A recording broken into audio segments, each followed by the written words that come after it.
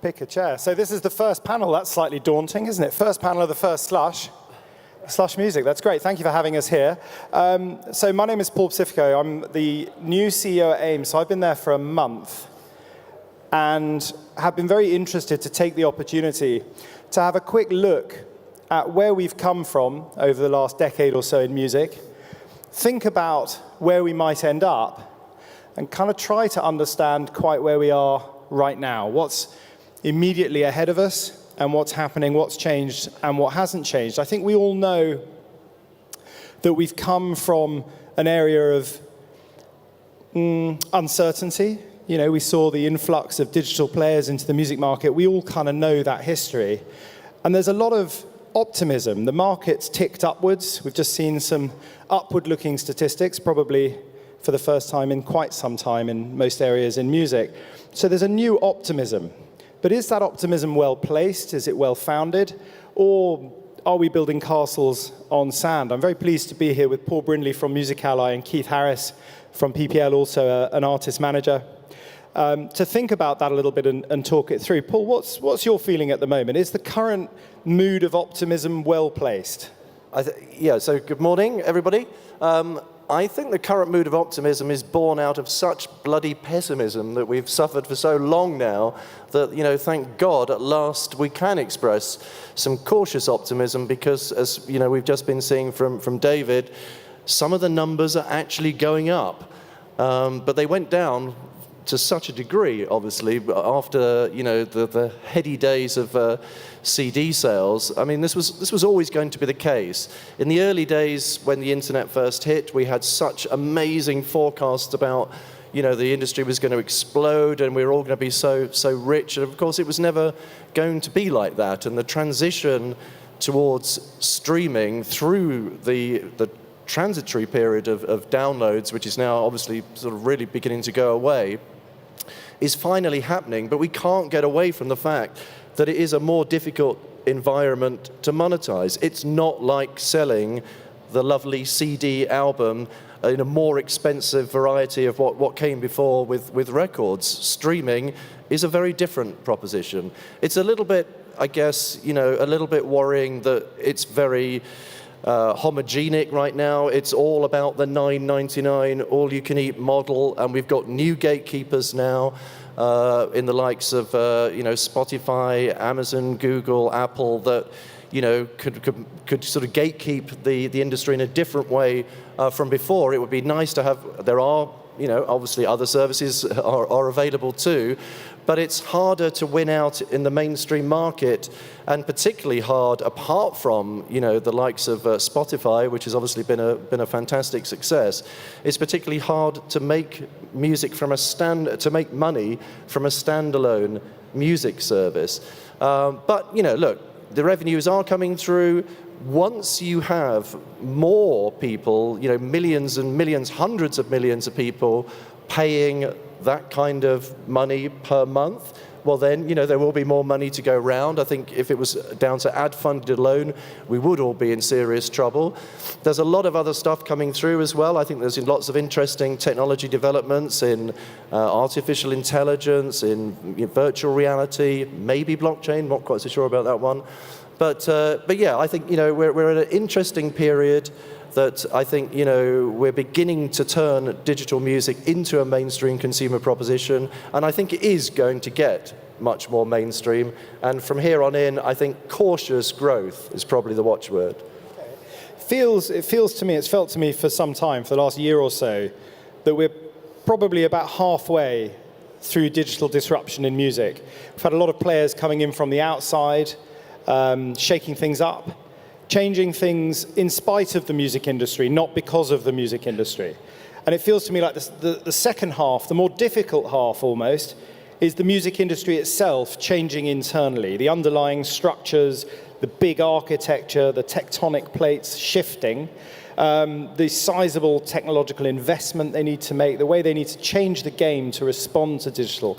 Keith, you've been involved on both sides, I guess, of that. As an artist manager, driving revenues, as someone very involved at PPL, administering that kind of architecture. How do you see that shaping up right now? Well, I think that first of all, a couple of things I need to say. Increasingly, as time goes by, I get kind of wheeled in as a music business old guy to talk on these panels, which is fair enough, because that's exactly what I am. When it comes to the technological changes that are required, obviously, the world is dramatically different. In the olden days, you could get a royalty statement on the old-fashioned fan-fold paper, and it would be like stacked up this deep and be worth $250,000. Now, you get a royalty statement, and if you printed it out on fan-fold paper, it would be this deep, and it'd be worth $1.50, right? So technologically, everybody's had to adapt to a new way of working. And I think that by and large, people are doing that. But when I saw this topic of where are we now, it brought to mind a completely different, more kind of sociological aspect of where we are now. Because everybody likes to think that where we are now is really new and groundbreaking and totally different. But I see that the industry is almost back to where it was when I was a child, which is quite a long time ago, right? So at that time, from a music point of view, it was a singles-dominated market, right? People only sold singles. The album as a concept hadn't really come to pass. What happened was if you had enough hit singles, then you got to compile them onto a long-playing record. That's kind of how it was, right? And in a way, we're kind of back to that again. It's a singles-driven market. That's where everybody is. The other big thing that I think is appropriate for this particular conference is that back then, the music business was driven by a lot of young entrepreneurs who were coming into a business which was brand new, had no rules, everybody was feeling their way, trying things out, experimenting, and it was a really exciting time. And that's kind of how the business grew into the industry that we all know and love. What I see now is the tech industry is driven by a lot of young guys with no rules, breaking all the barriers, breaking all the boundaries, experimenting, trying things out. And that marriage with the current music industry is what I find exciting and what I think is set to drive the future. So I'm really optimistic, and I think it's a really kind of positive development. And the closer music and tech get, the more likely is that both the environments will have a promising future. The music industry has obviously had a lot of criticism for not embracing digital, and not doing what it could have done perhaps in the earlier days to be a little bit more far-sighted. And it's certainly true to say that today, after all these grand initiatives to try and bring the industry together, whether it's the global repertoire database, things that are trying to produce standards that inevitably would help everyone if the industry could collaborate. But it's not done terribly well on that front. But I think we do have to understand that unfortunately it's inherent in the nature of what this business is. Just the sheer fact that a different person writes the song than records the music often. There can be many different people who write the song who are represented by different publishers. It's a complicated business, and you can't get away from the fact that there are different rights, and when you need to license those rights collectively, well, there's going to be different voices involved, and people will argue about who gets what slice of the pie. Now, it would be nice that things could have moved a little bit further than where we are today, but I think it's just the nature of the business is a difficult, fragmented business. See, I think I hear those arguments a lot, and of course they're very grounded in the real world. But nevertheless, every time I hear them, it makes me angry. Yeah. It makes me angry because it's our fault. Collaborative working is not a new thing. Yes, it's complicated, but that's our problem, not the outside world's problem. And really, I think we're at a point where the industry accepts that, but have we changed enough? I mean, I think, Keith, you're absolutely right, that the mavericks of yesteryear have become the establishment. And as such, it's all too stale, it's all too staid, isn't it? I mean, one of the things that's really been exciting me, whatever your view on the execution of the current level of technology around blockchain is the opening up of vision that has enabled. The conversation around blockchain and its application in music, I believe, has really led to a flowering of creativity in the way that particularly artists are thinking about the music industry and the way that artists interface with it. But it is largely theoretical, isn't it? I don't see, you see very small initiatives that go some way, but to think of, getting all of the songwriters and all of the artists in the world to understand that, they've got to behave in a completely different way to adapt the standards that you would have to do for blockchain to really become something very meaningful. It's too big an undertaking. Well, I think it's a very big undertaking anyway. I don't know. See, I think this is part of the problem. Part of the problem is thinking in ways that to make a change, we have to get the whole world to agree to it. I think that's rubbish. I think in this day and age, one thing that tech has taught music is to remember what music knew all along, which is actually if someone strikes out and does something exciting, others will follow, others will get enthused, others will get excited, other people will come. I don't think you need all the answers up front. What I love is the way that right now in music, that exciting conversation is unencumbered by the need for leviathans, these enormous architectural organizations to move first. I think part of the trouble with where we are now in terms of the industry is that things are being developed in such a way that it's relatively easy for older established artists, and I should kind of declare an interest here. The artist that I've been associated with for the last 38 years is Stevie Wonder. Now, when you have an artist like that who has a huge catalogue, right, and is well known, a different set of rules apply to when you have a brand new artist that's trying to make their own way. The way that things are set up at the moment, particularly in the streaming environment, it is relatively easy for huge catalogue sellers, to survive and do quite well. The uptick you talked about is largely in that area. Where it is really difficult is for brand new artists to get noticed and to get paid in a way that makes any kind of meaningful sense. They are the people that need to be able to survive the early stages, and I think that's probably harder now than it ever was. Yeah, I think I agree. I mean, one of the challenges, of course, is the stagnation in the charts. Are the charts relevant? What do they tell us today? But isn't that sort of our old thinking to think about? I mean, obviously I was brought up with the charts in the same way, and to me, your position in the charts, I used to be in a band, and the position in the charts was a sure sign of success or not. But I mean, now it's about followers on Facebook, it's about the number of views on YouTube. There are different metrics that are, more important in many ways than just simply, your position in the chart. And what sort of chart? No, I agree. And I wrote a blog about 3 or 4 years ago pointing out that, there's always going to be a top 50, even if number 1 sells 50 and number 50 sells 1. Looking at the chart it's really old school to my mind, and I don't think it's got that much relevance anymore. I agree. I think the exciting thing is that just shows the extent to which artists can find audiences in niches, and that from a consumer perspective, the fans' experience of music becomes more increasingly personalized. Yeah. And that's a really exciting development, because I think in a global market, much as you speak to the homogeneity of streaming right now, I think the direction of travel is certainly towards a much more textured landscape, in which if you do something quite esoteric and you've got 300 people that like it in London, you'll find 300 people in New York, LA, Helsinki, and you'll end up with a global audience that gives you a sustainable career.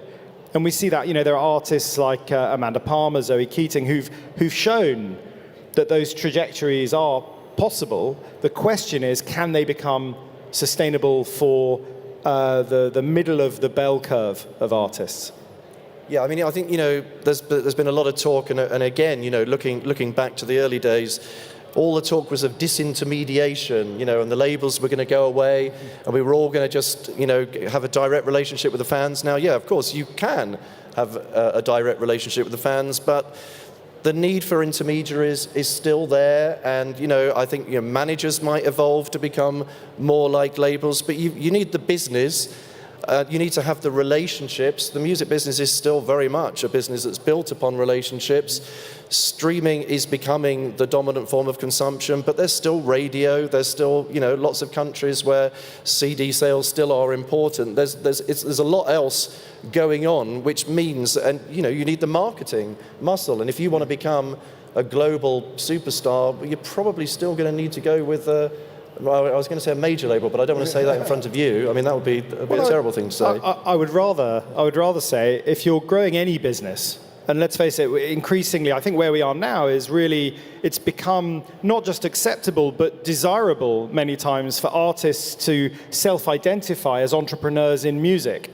They're creative entrepreneurs as opposed to perhaps just commercial entrepreneurs. And I think the same holds true not just in music, in many areas. Technology is a great example of creative ideas driving the implementation of new tech. So in any of those circumstances, there are limits to growth. You yourself, there are only 7 days in a week, 24 hours in a day. And if you're one person, you can do a lot, but you can only do so much. And I think there is a sense in which, coming back to where we are now, artists, first of all, more power is swinging back towards artists. Artists are forming their own careers according to their own vision. And I think that empowers artists to pick a team and say, who's going to be my team? How am I going to grow this business? Okay, I need a CEO. That's probably going to be my manager. So my manager's going to run my business for me while I get on with the creative stuff. Okay, great. Now, who's going to execute this, that, and the other? You've got your channel to market. You've got all the other things that you need. So really, what we're seeing is a reshaping of the industry. Instead of a totally bundled one-stop shop for all services, you're seeing a much more niche network approach, which again is far more contemporary in thinking, I think, and far more representative of entrepreneurship today. So that's really interesting that music is actually lining up alongside contemporary entrepreneurial thinking in a very exciting way. Yeah, I think certainly from an artist's point of view, it's never been more difficult to get heard above the noise. It is so easy relatively to get to market that it's much more difficult for the really worthwhile stuff out there to rise to the top. You get the old MySpace problem, which is if everybody can get on there, how do you actually find the stuff that you're interested in? I think that's one of the challenges. I think a second challenge is that up to now, I haven't figured out how there is going to be a decent way to gift music. From a record industry point of view, this particular quarter we're in now, quarter 4, has always been the dominant quarter because that's when the biggest records get sold. And why do they get sold then? Because people are trying to give them as a gift, right? It is difficult to gift a stream in a meaningful way.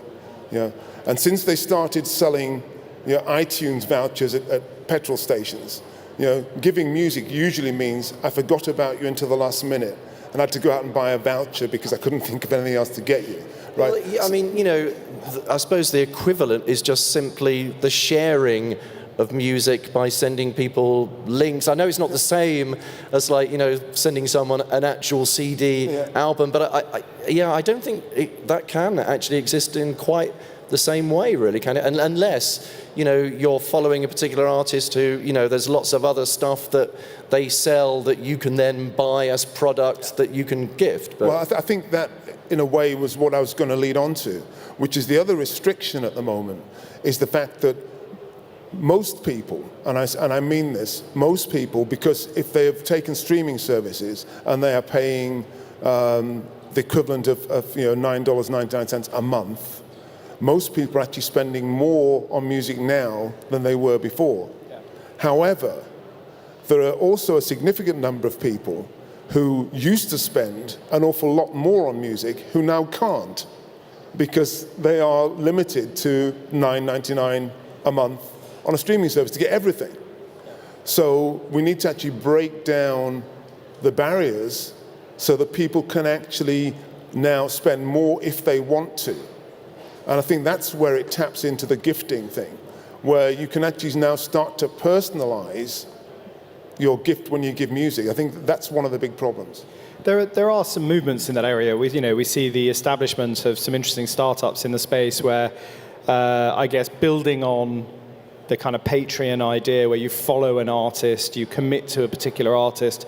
We've got Superpass in the UK where you can spend a certain amount of money per month per artist.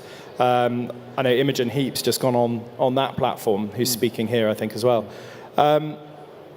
So the monetization area is fascinating, but also, Keith, one thing I wanted to pick up on that you were talking about briefly was this idea of democratization of music and the fact there is so much music coming to market.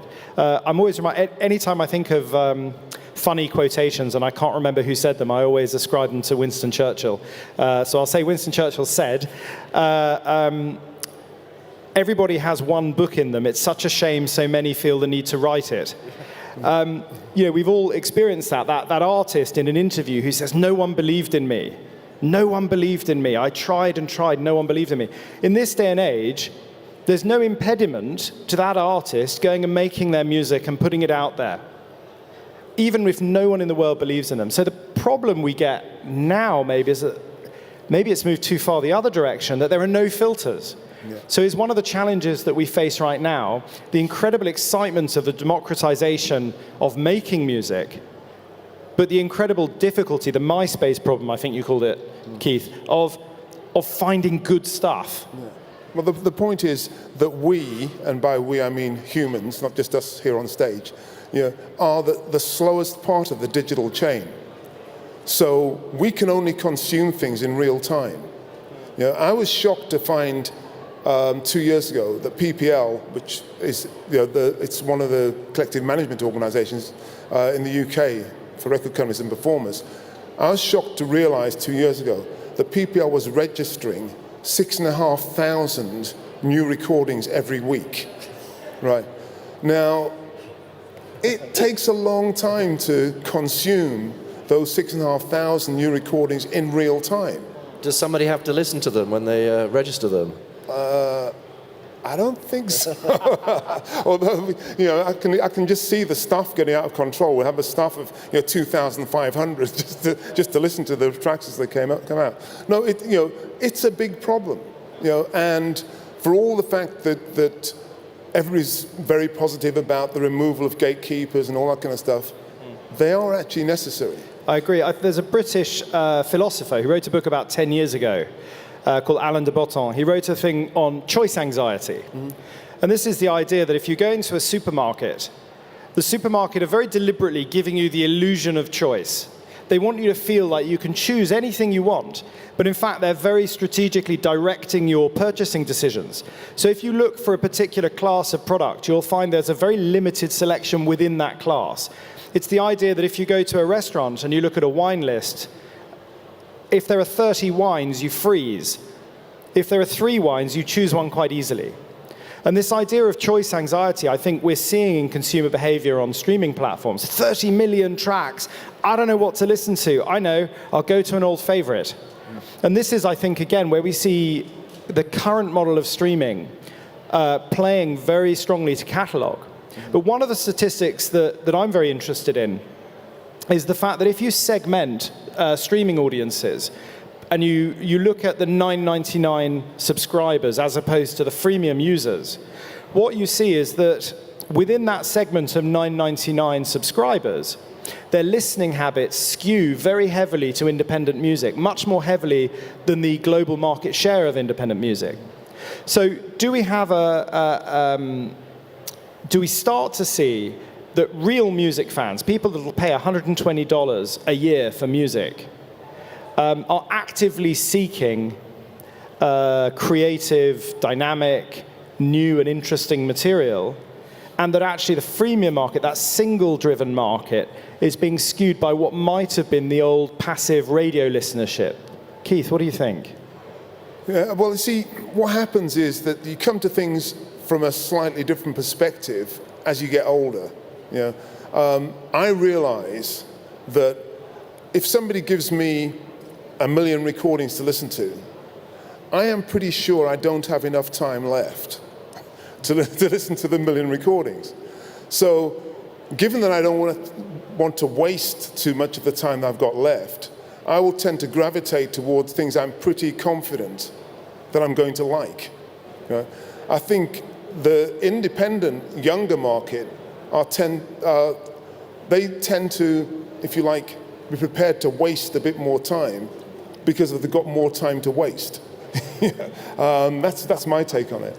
But yeah, I mean, you know, this is one area that technology is really helping us.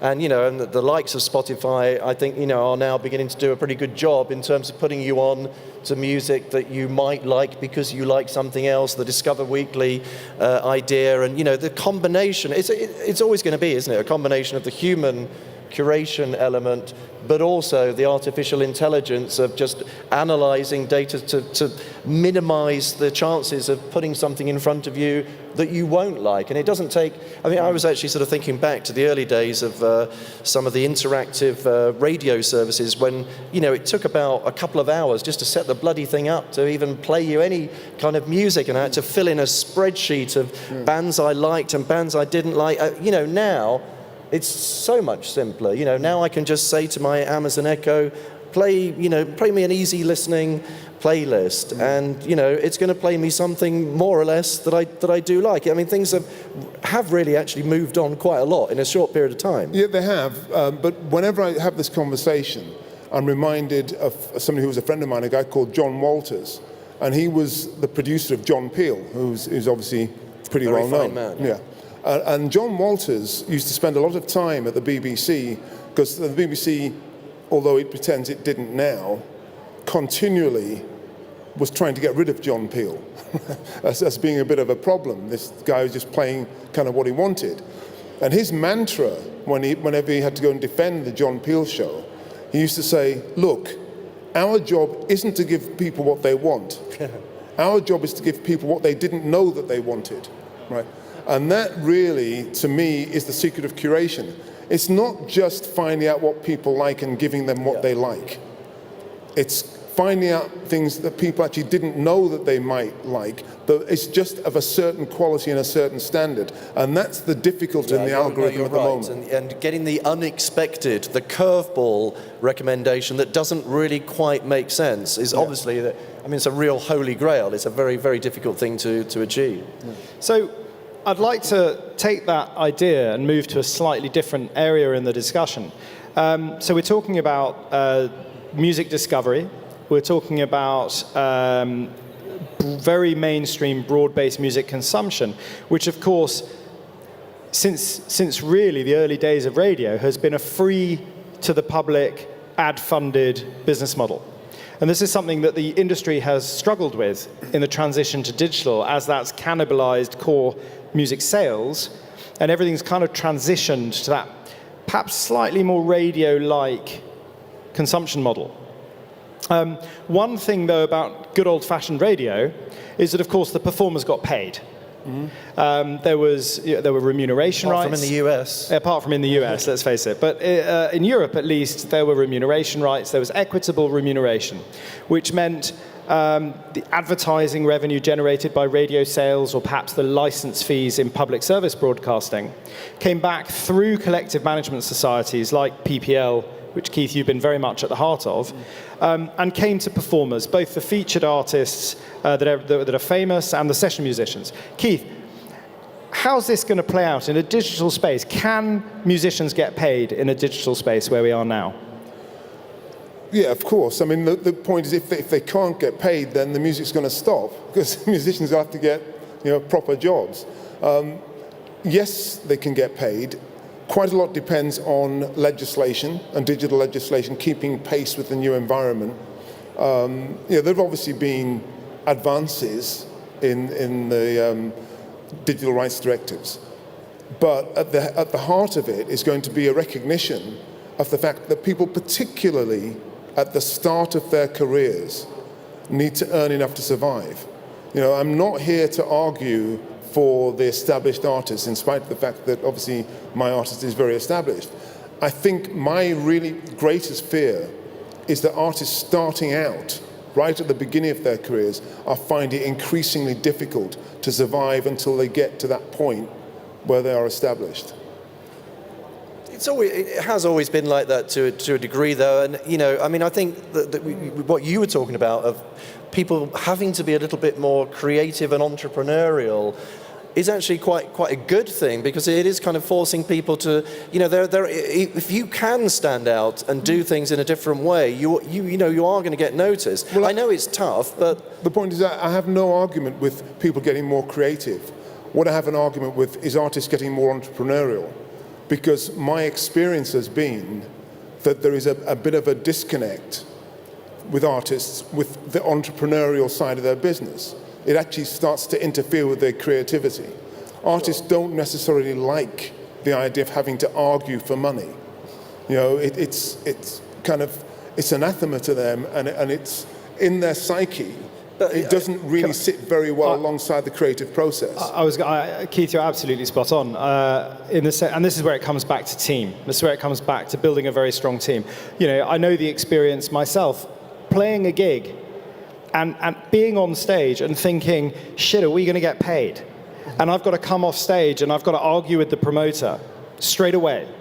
And I've got to suddenly play the role of the manager and be the hard guy. And it completely distracts from what you're trying to do. You cannot be in the moment in the same way if you're encumbered by all of the business worries that surround that very creative moment. But you know what we can't do is just sort of sit back and think, you know, oh, why isn't it like it used to be when it was a lot easier to get paid and we were all a bit richer? You know, we have to look. You can't bemoan the fact of what's gone and what's changed. We move on, and we have to just embrace the opportunities that are out there. I'm certainly really positive now. I'm pleasing myself. None of that's unique to the music industry. You know, we live in a globalized world. Everything's a bit tougher. Competition's a bit tougher. It's always harder to get paid. And I think, you know, those are just the realities of commerce. The question, I think, for music, the special question for music, and I think that's what we come back to, is how do we create the circumstances in which really standout creative people in music can build sustainable careers? And I think the idea, in terms of where we are now, is we have an uptick of optimism across the industry. We finally see some money starting to flow. We see the potential for the realignment of the big structures in the industry in order to make sure that that money is distributed fairly. We see much more self-determination in those creatives in being able to forge career paths, build teams. But I think what we also accept is that there are significant challenges to the design and implementation of the right kind of technology to deliver outcomes that are transparent, that are meritocratic, and that actually foster a healthy creative ecosystem. Yeah. The one thing I'd say, I mean, I agree with Paul in a way, but it's not really about bemoaning. Which Paul? I wasn't getting at you. This Paul. No, bemoaning the past. But what it is, it's about thinking about the future. You know, thinking about particularly the starting out artists, people really at the start of their career. Because I think the whole skew of the industry is thinking about the establishment, thinking about, you know, the million sellers. And actually we need to be thinking about the 1,000 sellers. Yeah. You know, if we're going to have a healthy future, that's the area that needs particular focus, and that's what I think we have to think about. I think that's where it's been interesting. In the last month, I've transitioned from the Featured Artists Coalition on the artist side to AIM with the independent music companies.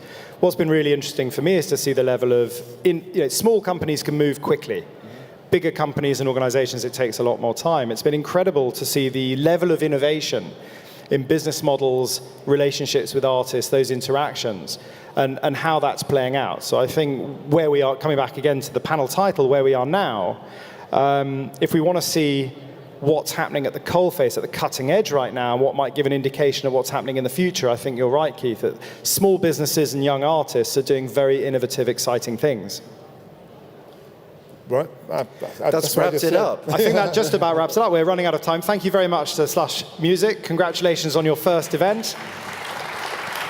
I'm looking forward to the rest of the panels during the day. Thank you to everyone for coming. I hope that's been useful. Thank you.